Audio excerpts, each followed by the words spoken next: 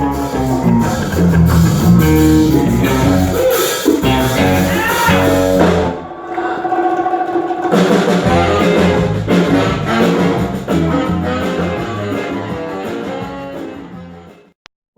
a todos. Bueno, hoy el título ya lo hice a las claras.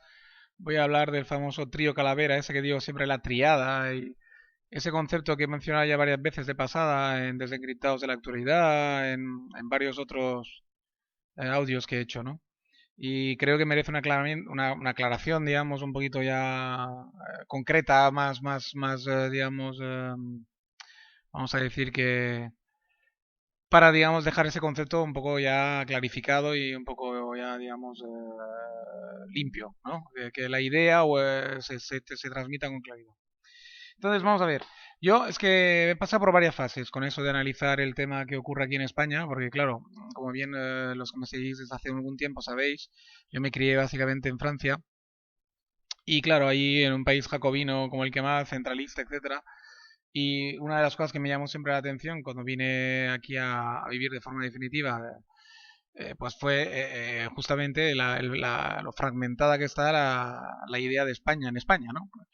Entonces siempre ha sido una gran preocupación para mí intelectual, digamos, una gran preocupación, una gran, si no preocupación, no sé si la palabra preocupación es la correcta, pero digamos una inquietud intelectual, una cosa que yo quería desentrañar, ¿no? Un misterio, vamos a llamarlo como queramos, ¿no?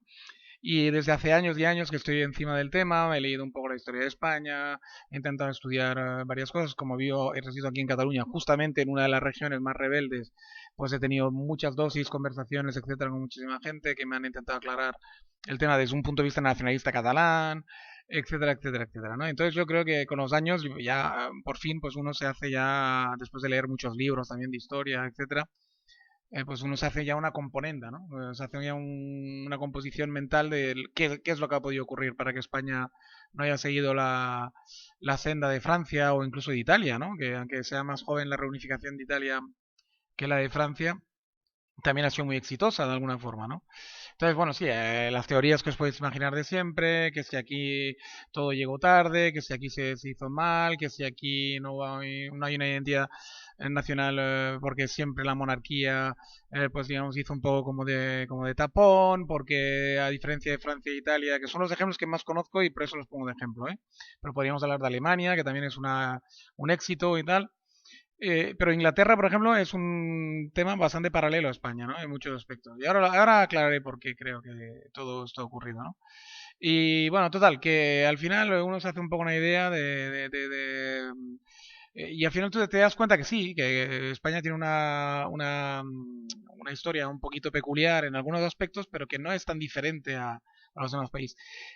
Lo que pasa es que sí que es verdad que hay un incidente muy parecido a Inglaterra, que es que yo creo que ahí está la génesis de todo, realmente, que es el Imperio Español, es decir, el descubrimiento de América y el imperio que se generó a partir de ahí, ¿no?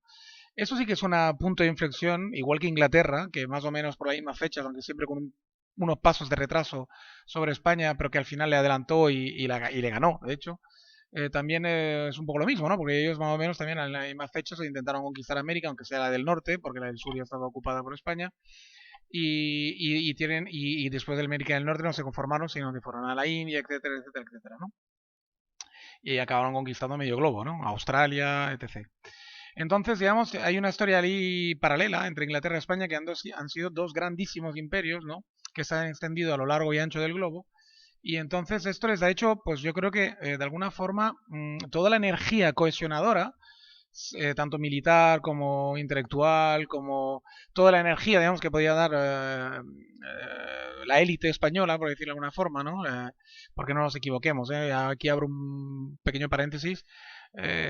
Todas las revoluciones, todas las ideas, todo cómo se genera un país, cómo se mantienen las ideas de un país, la cohesión de un país, de una región, de lo que queráis, todos los constructos culturales que se hacen alrededor de una región, de un país, de una religión, de lo que sea, siempre es desde la élite, o sea, desengañaros, ¿eh? Hasta la Revolución Francesa, que parece una cosa tan de abajo y tal y cual, siempre arriba estuvieron una élite, o sea, dejaros hostias, una élite intelectual, una élite la curia, una élite proveniente de la nobleza, rebeldes de la élite puede ser, pero siempre una élite, ¿vale? Les son culottes famosos, lo único que hacían era poner el culo, digamos, para que se lo reventaran, ¿no? O sea, quiero decir, es la gente, digamos, los revolucionarios normalmente ponen la sangre en la calle, pero cuando ya la revolución se hace, incluso en Francia fue así. Lo que pasa es que la idea revolucionaria de establecer un nuevo gobierno o de darle una nueva identidad a un territorio siempre viene de arriba, siempre.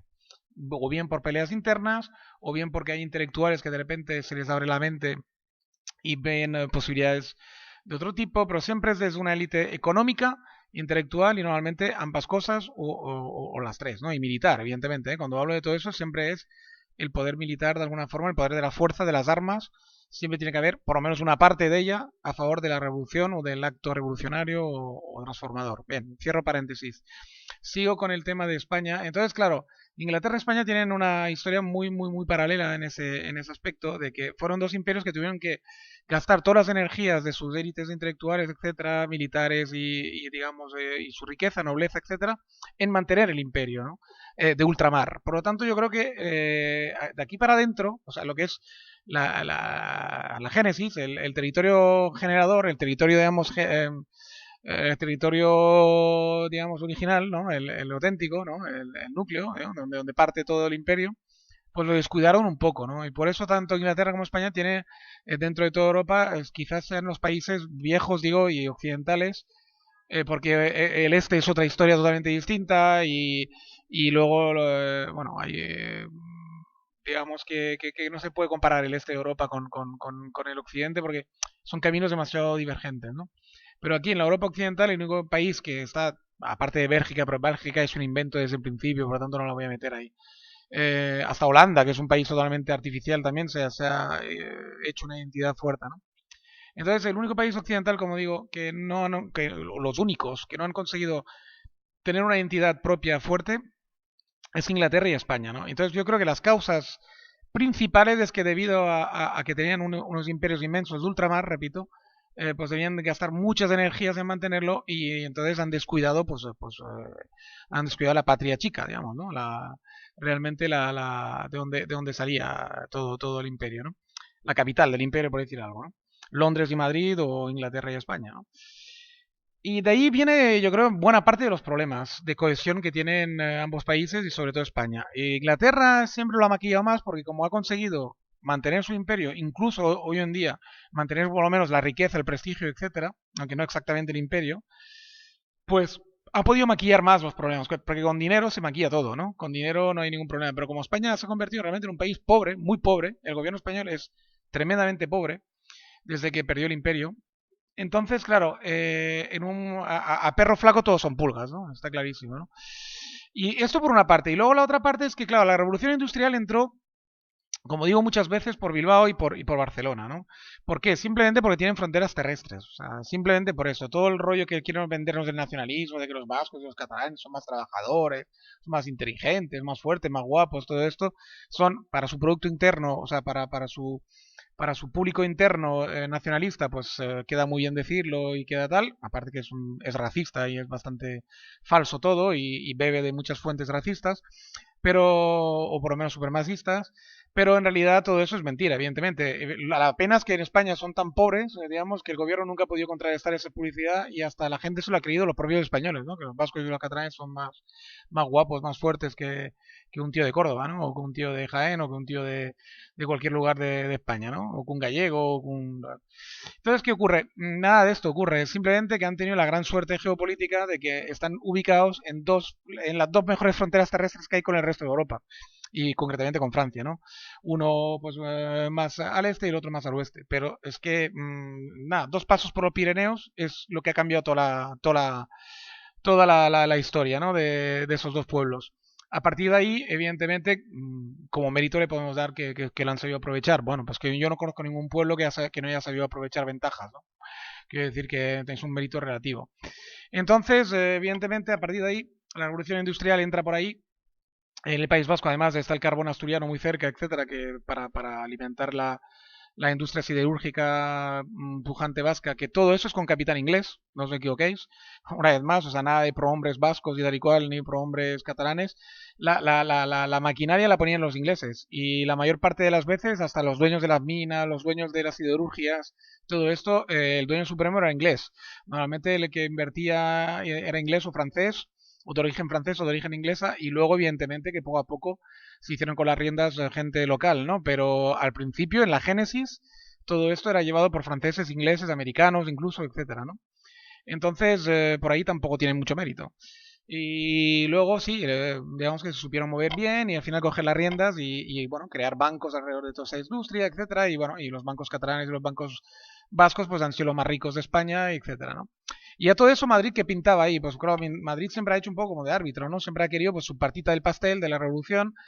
Han entendido desde un principio, o bien por dejadez, o bien por ser pragmáticos, o por ambas cosas, o por una mezcla de todo, imagino, que había que dejar que había que crear todo el tejido industrial y que había que dejar que se cree tanto en el País Vasco como en Cataluña, a pesar de que no sé cómo fueron tan miopes de no ver lo que les podía venir encima, debido a que ambas regiones, en paralelo a que se hacían más ricas y potentes, su nacionalismo subía y subía, casualmente.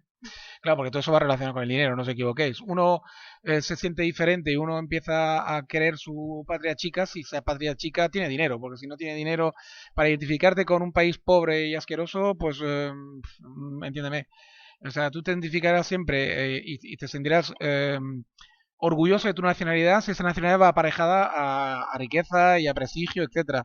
Si yo dudo mucho que no hay ningún somalí, ni etíope, ni o muy pocos de ellos que sean o que estén orgullosos de ser somalíes, etíopes y tal, y con una velocidad brutal, si los trasladas aquí a Europa, a menos que la religión les impida pensar con claridad, pues rápidamente adoptarán la nacionalidad del país donde están, porque es un país mucho más moderno, rico, etcétera, ¿no? O sea, no nos engañemos, al final el dinero es desgraciadamente o agraciadamente, llamarlo como queráis, yo no quiero dar un juicio ahora moral, pero que está detrás de todo. O sea, si tú te sientes orgulloso de ser vasco es porque el País Vasco es rico. Si el País Vasco fuera una mierda de región pobre y tal y cual, tu orgullo estaría por los suelos. Y al catalán le digo lo mismo, ¿eh? Y entonces, bueno, vamos a volver a la historia. Cierro paréntesis, porque es una pequeña paréntesis así moral, ética, o llámalo como quieras, que he metido ahí, o filosófica.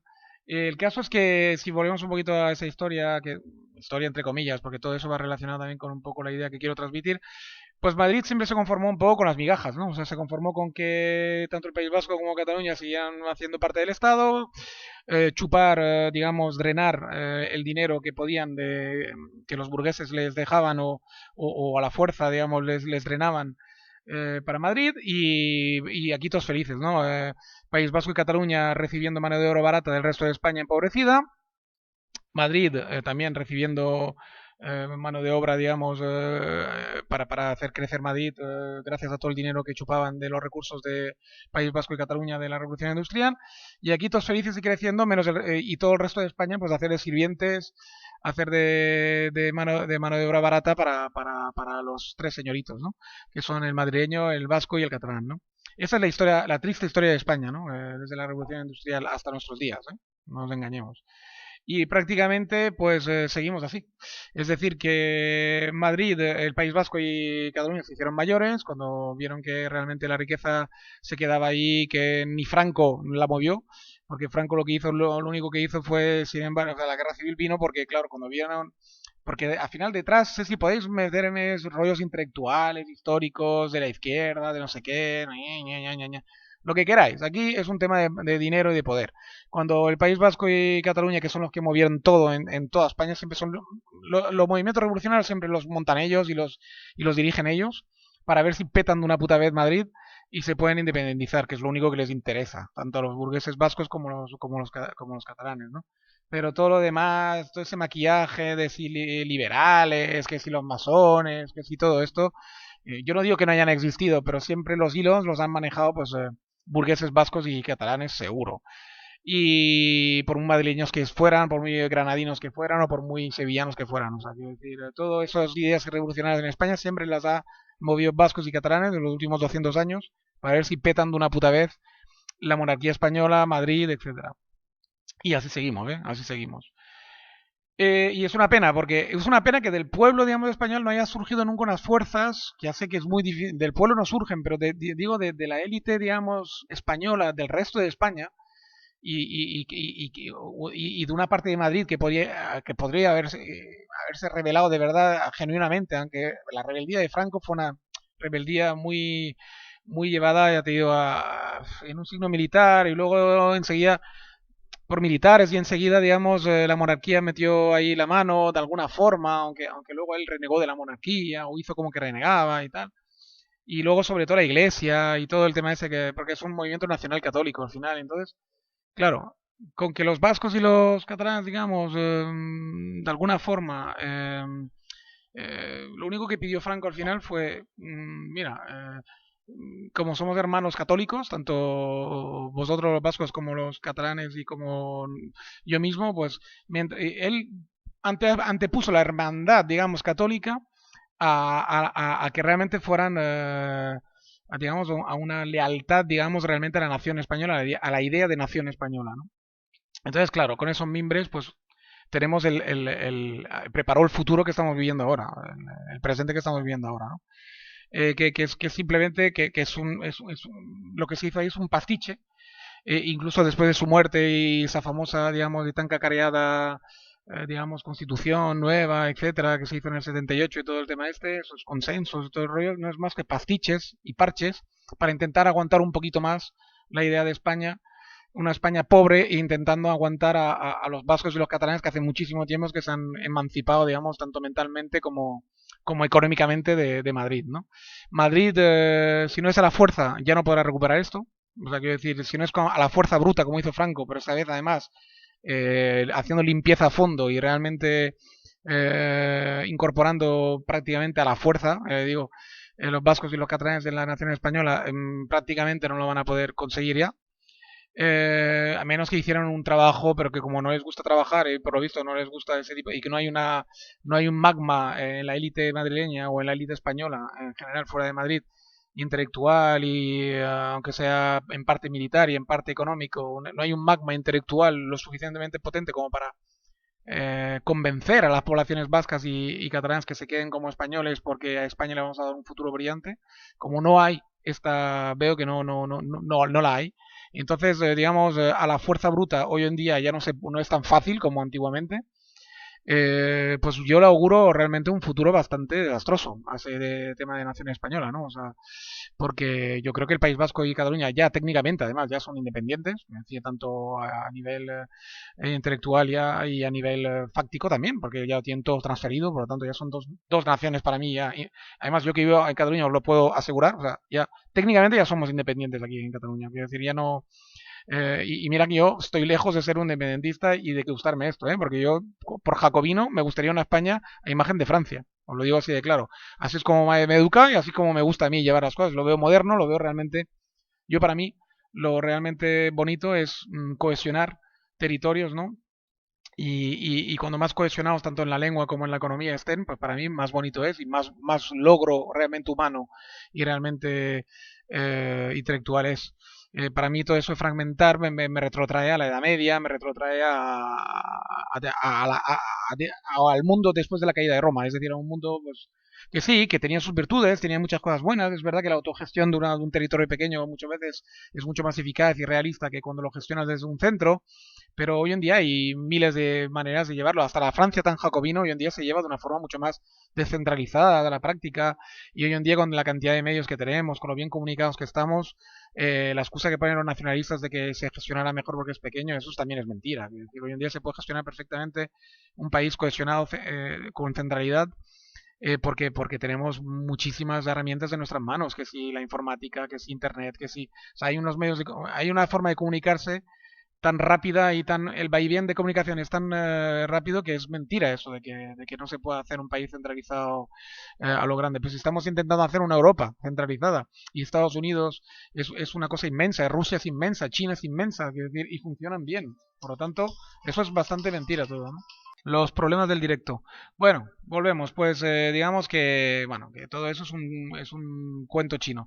Al final, lo que pasa es que la realidad es la que es. Quiere decir que entre la desidia que ha habido en Madrid, entre, digamos, las pocas ganas de cohesionar, entre la torpeza, entre la lentitud, entre una cosa y la otra, el caso es que, digamos, que yo creo que estamos abogados a esto. Lo mantendrán, la ficción, de que son españoles, digamos, a nivel de papeles y a nivel de 4 detallitos, para que por lo menos tal, pero bueno, España se va a convertir en la servidora de Cataluña y País Vasco, como siempre lo ha sido sus últimos 150 años.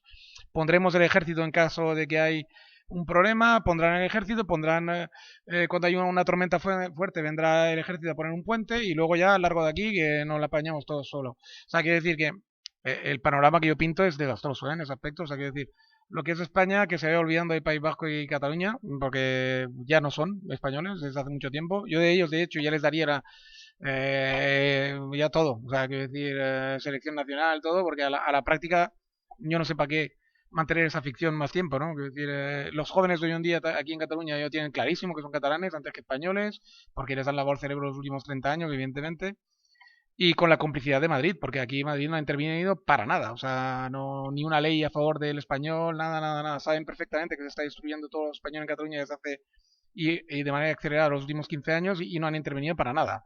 O sea, quiero decir, a la práctica para nada. Quiero decir, ni PP ni nada, ¿eh? O sea, el PP pensar que son igual de cómplices que todos los demás, ¿eh? Lo único que aspiran es a ver si siguen cayendo migajitas mientras se pueda mantener la ficción esta y a ver hasta dónde la mantienen la ficción, punto. Y ya está, porque lo de la fuerza, olvidaros, no va a haber otro Franco ni va a haber otra historia de estas. Eso se pudo hacer en los tiempos que se pudo hacer porque todavía eran los tiempos que eran. Aprovechó de que toda Europa estaba convulsionada y en guerra o en preguerra. Y aquí además sirvió como campo de entrenamiento para los alemanes y los italianos y para el fascio en general y punto. Y, o sea, fue una serie de circunstancias favorables que pudo haber esa pequeña, digamos, contraataque de lo español, digamos, entre comillas, porque para mí Franco fue un muy mal patriota en muchos sentidos, ¿eh? Y además que a mí el fascismo no me va, ¿no? Pero quiero decir, pero aparte de, esa de la tontería del fascismo, si pretendía ser un patriota lo fue nulo, o sea, nulo, nulo, nulo, o sea, una cosa realmente nula. Y entonces, en muchos aspectos, luego me dirán, sí, pero la seguridad social, sí, pero creo cosas. Bueno, claro, que después de 40 años algo bien tenía que hacer, ¿no? Pero vamos, los pantanos y poco más. Bueno, en fin, lo dejamos aquí, ya en otros audio vídeos ya iremos ampliando si os ha gustado este y si queréis ampliar esa idea, y si no, pues otros temas iremos dando. Venga, un saludo hasta la próxima. Bueno, un pequeño anexo, porque creo que he acabado de forma demasiado abrupta antes y creo que se merece un pequeño anexo. Bien, yo lo que quería decir es que yo no sé si en el futuro, en el pasado o en el presente hay fuerzas que realmente quieren cohesionar una nación española justa, centralizada y realmente algo que tenga un poquito de cara y ojos y que tenga por lo menos las ganas de intentar hacer algo un poquito más justo, ¿no? Y más cohesionado, ¿no? Pero lo que quiero decir con el final tan abrupto que he hecho antes y digamos, con tan pocas esperanzas, digamos, que he dado, es querer dejar claro que hoy por hoy, tal y como está la situación, vamos a lo que vamos y estamos en lo que estamos, ¿vale? Era como digamos, como cuando un médico pues te hace le damos el diagnóstico, ¿no? Ahora bien, eso no quiere decir que no pueda cambiar las cosas. Espero, de hecho, que puedan cambiar las cosas, ¿no? Pero tal y como están las cosas hoy en día y como las veo, pues yo es el diagnóstico que doy, ¿no? O sea, un diagnóstico realmente poco favorable. Ahora bien, la medicina a veces hace milagros y si la gente cambia mucho, ahora eso sí también lo digo, si la gente cambia mucho de parecer y tal, y en este caso como hablamos de política, pues a lo mejor se consigue dar la vuelta a la tortilla, no lo sé. Pero eso sí, yo sí creo que si tiene que venir los cambios vendrán de la periferia, digamos, no de Madrid, desde luego. Puede venir de Madrid también, pero yo creo que de gente de periferia, sobre todo, para que el cambio sea sano y que sea realmente algo auténtico, por decirlo de alguna forma. Y creo que tendrá que ser una labor pues de mucha, con alguien con mucho carisma, alguien o alguien, o un grupo, digamos, de intelectuales o gente con mucha fuerza, digamos, moral y ética para poder cambiar esta situación, ¿no? Porque realmente es una situación que realmente no está nada clara, ¿no? O sea, eso es lo que quería dejar claro. Lo he hecho ese excepcional pequeño anexo después de haberme despedido, porque realmente después digamos, de pensar, he pensado, bueno, he hecho ha quedado un poco truncado esto, ¿no? He querido acabar tan rápido que ha quedado truncado. Bueno, en definitiva, digamos que las cosas están como están. Espero que puedan cambiar. a mejor, evidentemente, ¿no? Porque a mí me parece que esa situación pues no es una situación equilibrada. Y mira que yo estoy dentro de una parte, se supone que rica, que es Cataluña, y se supone que con un futuro floreciente, según dicen los independientes.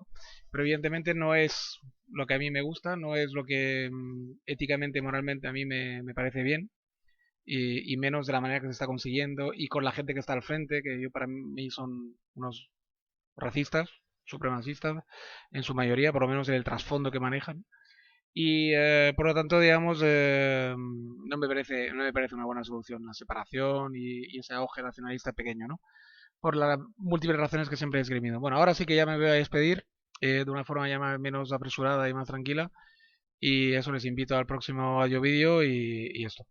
Y nos vemos en breve con otras cositas y otros temas. Venga, un saludo a todos. Chao, chao.